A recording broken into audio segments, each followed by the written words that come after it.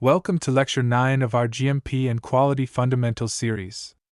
Today we're discussing audits and inspections, internal, external, and regulatory. Let's start with the basics. What is an audit? An audit is a systematic, independent examination of activities and results.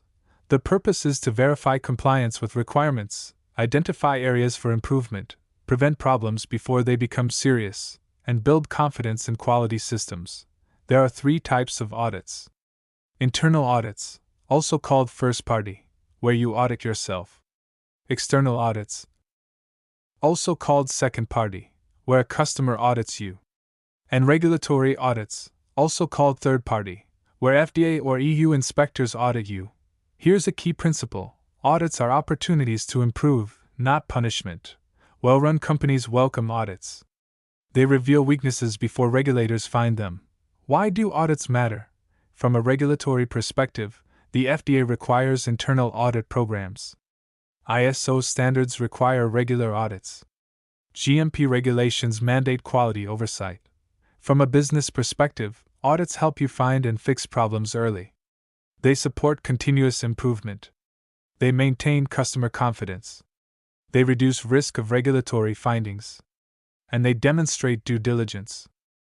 Here's the reality check. It's better to find problems in your internal audit than in an FDA inspection. An internal finding means you fix it quietly. An FDA finding means warning letter, import alert, and reputation damage. Smart companies audit themselves rigorously. Let's discuss internal audits, also called first-party audits. What are internal audits? You audit your own organization through planned, scheduled examinations that cover all GMP areas systematically. Frequency: at least annually for each area. High-risk areas are audited more frequently. After major changes or incidents. Who conducts internal audits?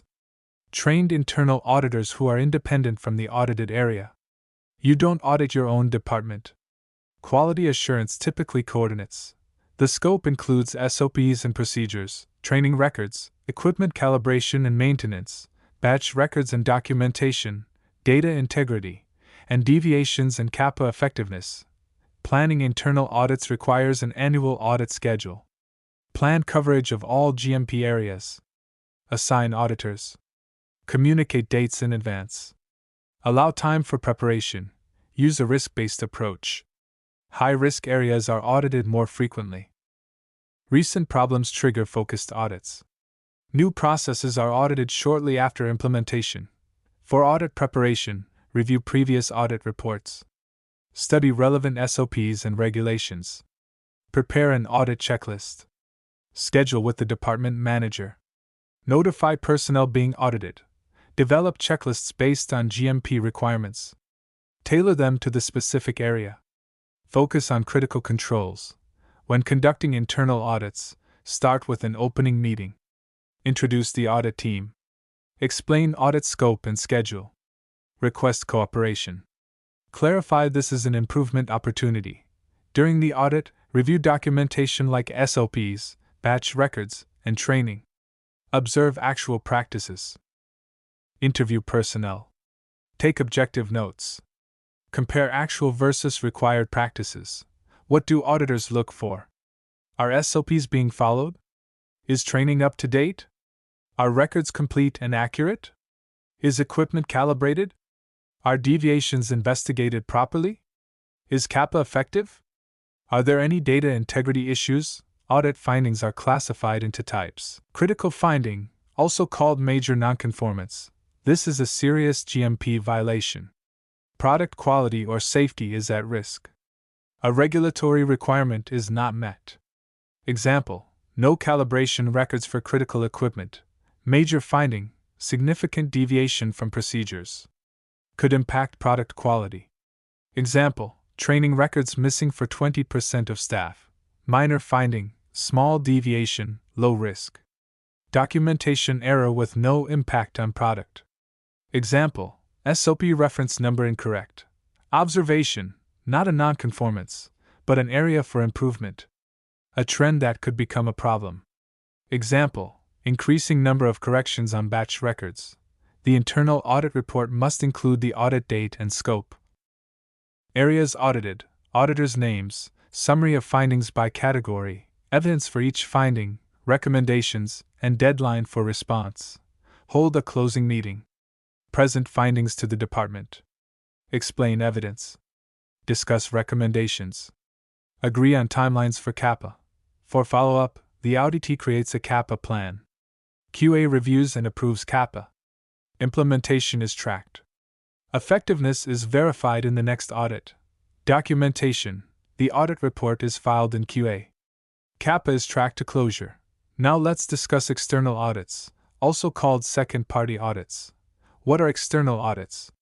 Customers or partners audit your facility. They verify you meet their requirements. They assess capability and reliability. Common types include customer qualification audits before doing business, supplier audits for ongoing monitoring, certification audits like ISO, and contract manufacturer audits. Why do they happen? Due diligence before partnership. To verify quality systems. As a regulatory requirement, since pharma companies must audit suppliers. To maintain certification.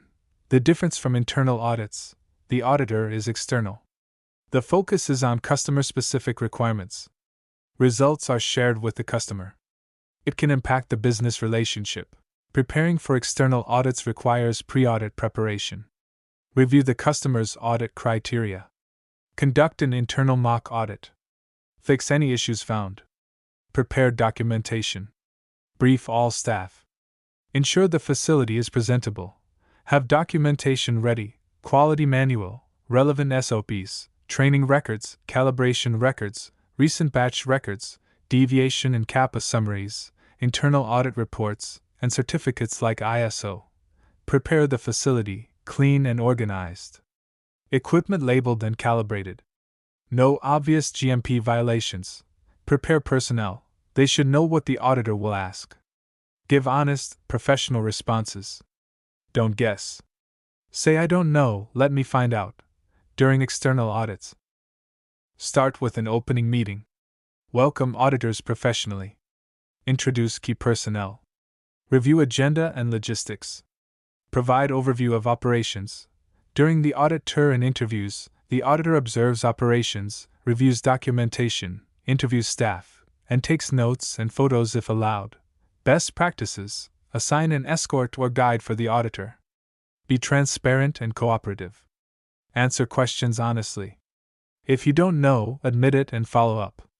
Don't volunteer problems not asked about. Take notes of questions and findings. At the closing meeting, the auditor presents preliminary findings. Discuss any misunderstandings. Agree on timeline for formal report and response. Now let's discuss regulatory inspections from FDA and other authorities. What are regulatory inspections? Government authorities inspect your facility. They verify compliance with regulations. This is the most serious type of audit. Main regulatory bodies include the FDA in the United States, EMA in the European Union, MHRA in the United Kingdom, Health Canada, and local health authorities. Types of inspections: routine inspections are scheduled every 2 to 3 years. Cause inspections happen due to a complaint, recall, or serious issue. Pre-approval inspections occur before product approval. Surveillance inspections are follow-ups to previous findings. Duration: typically 3 to 5 days. Can extend if issues are found. Scope: the entire quality system, with focus on high-risk areas. The FDA inspection process unfolds over several days. Day 1, arrival. The inspector presents credentials using Form FDA 482. An opening meeting occurs. The inspector requests documentation. They begin the facility tour. Days 2 to 4, investigation. The inspector reviews records in detail. They observe operations. They interview personnel. They follow data trails. They take samples or photos if needed. They issue daily updates about what areas were covered. Final day, closeout. The inspector prepares findings. An exit meeting or closing meeting is held. Form FDA 483 is issued if there are findings. The inspector discusses observations. The company can respond verbally. The inspector leaves. After the inspection, the company must respond in writing, typically within 15 days. They implement CAPA. The FDA evaluates the response. What do FDA inspectors look for? Common focus areas include data integrity, audit trails, raw data versus reported data, electronic records compliance with 21 CFR Part 11, and deleted or modified data, quality systems, CAPA effectiveness, deviation investigations, change control, and internal audits, laboratory, OS investigations, method validation, instrument calibration, and analyst training, production, batch record review, cleaning validation, process controls, and equipment qualification. Inspection readiness means being ready always. Don't wait for the inspection notice. Run operations as if an inspector is watching daily. Conduct regular internal audits. Perform mock FDA inspections. Have documentation ready, all records up to date. No backlog of deviations or CAPA. Training current. Calibrations current. Easy to retrieve records. Have the facility ready, clean, and organized. Equipment labeled. No obvious violations. Materials properly stored. Have personnel ready, they know their SOPs. They're trained on how to respond to inspectors. They're professional and honest. Have management ready, designate an inspection coordinator. Set up a war room for document review. Create a communication plan. During FDA inspections, here are the do's and don'ts. Do be professional and courteous. Provide requested documents promptly. Answer questions honestly. Take notes of all requests and discussions. Have a subject matter expert available. Ask for clarification if you don't understand. Provide workspace for the inspector. Don't volunteer information not requested. Don't guess or speculate. Don't get defensive or argumentative. Don't provide unreviewed documents. Don't make promises you can't keep. Don't leave the inspector unescorted. Don't alter or create documents during the inspection. If asked something you don't know, say, "I don't have that information, but I can get it for you." Or, "Let me find the right person to answer that." Form FDA 483 lists inspectional observations. What is Form 483? It's a list of observations or findings from the inspection. It's issued at the closeout meeting. It's not a final determination. It becomes a public record. Typical observations include inadequate procedures, failure to follow procedures, equipment issues, training deficiencies, data integrity concerns, and investigation inadequacies. Severity is not indicated. The FDA doesn't classify findings as major or minor on the 483. All observations should be taken seriously. Some may be more critical than others. A response is required, typically within 15 business days. Submit a written response to FDA. Address each observation. Include a CAPA plan with timelines. Provide evidence of immediate actions taken. Responding to FDA 483 requires a strategy. Acknowledge the finding. Don't deny or make excuses. Show understanding of the issue. Conduct root cause analysis. Investigate why it happened. Be thorough and honest. Describe immediate actions. What you did right away to address it. Provide evidence like photos or records. Develop long-term CAPA. Corrective action to fix the specific problem. Preventive action to prevent recurrence. Include timeline with milestones. Assign a responsible person. Plan verification. How you'll verify effectiveness. Follow up audits or monitoring. Use a professional tone. Be respectful, not defensive. Be factual, with evidence. Show commitment to compliance. After FDA 483, there are possible outcomes. Best case is no further action, or NAI. The FDA accepts your response. No additional enforcement. You implement CAPA as promised. You verify effectiveness.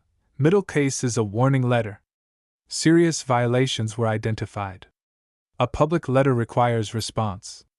You must implement comprehensive CAPA. A follow-up inspection is likely. Products may be on import alert.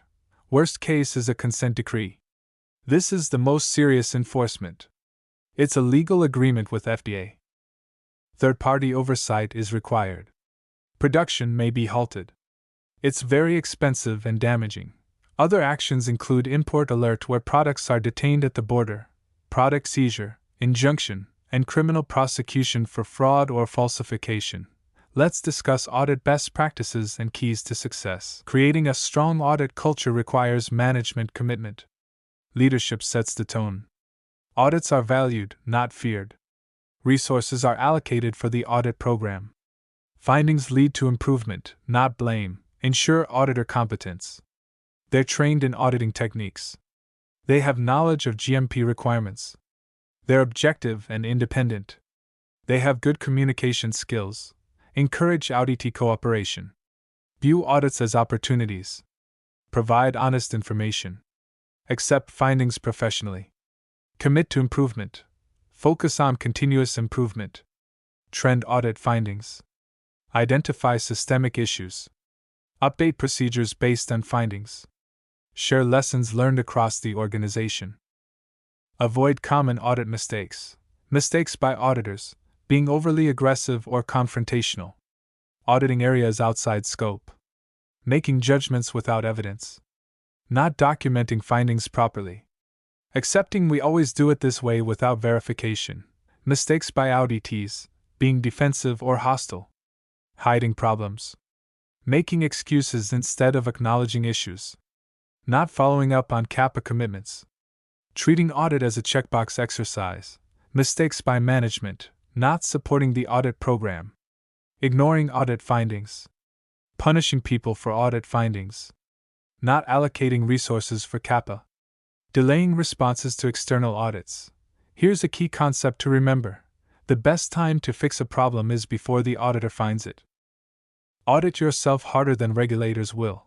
Track audit metrics and trending. Track audit program performance, number of audits, both internal audits per year and coverage of all areas. Are they on schedule versus delayed? Track findings by type: critical, major, minor observations. Look at the trend over time. Are you improving or worsening? Track findings by area: which departments have the most findings? This indicates training or system issues. Track CAPA closure: average time to close findings. Percentage closed on time. Repeat findings indicate CAPA was not effective. Track external audit results: customer audit scores. FDA inspection outcomes. Certification status: use metrics for identifying systemic problems, focusing improvement efforts, and demonstrating effectiveness to management. Let's look at our cake example for an internal audit. Scenario: annual audit of cake production. Audit preparation: the auditor reviews batch records, SOPs, and training files. They schedule the audit with the production manager. They prepare a checklist covering mixing, baking, and packaging. During the audit, the auditor observes the cake mixing process. They note that mixing time is documented as 20 minutes, which is correct. They review the batch record, complete and accurate. They check training: all operators are current. They review equipment: the oven was calibrated last month. Findings: minor finding, cleaning log has 2 unsigned entries. Observation: oven temperature is trending upwards slightly. The audit report documents findings with evidence. It recommends updating the cleaning SOP to require immediate signing. It recommends monitoring the oven temperature trend, as calibration may be needed. CAPA production retrains staff on the cleaning log. Maintenance adds the oven to the next calibration schedule. Result: problems were identified and fixed before product impact. Let's summarize the key takeaways. Audits verify compliance and drive improvement. There are 3 types: internal, external, and regulatory. Internal audits find problems before others do. External audits verify you meet customer requirements. FDA inspections are the most serious. Always be ready. Form FDA 483 lists inspectional observations. Respond to findings with root cause, CAPA, and timeline. Warning letters and consent decrees are serious enforcement. Audit culture should emphasize improvement opportunity, not punishment. Auditor competence and independence are critical. Document everything during and after audits. Trending audit findings reveals systemic issues. CAPA from audits prevents repeat problems. The best defense: audit yourself harder than regulators will. If the auditor finds it first, you've already lost. In our next lecture, Lecture 10, we'll discuss batch records and release decisions. Thank you for joining me for Lecture 9. If you found this helpful, please like, subscribe, and check out the PDF download link in the description. See you in Lecture 10.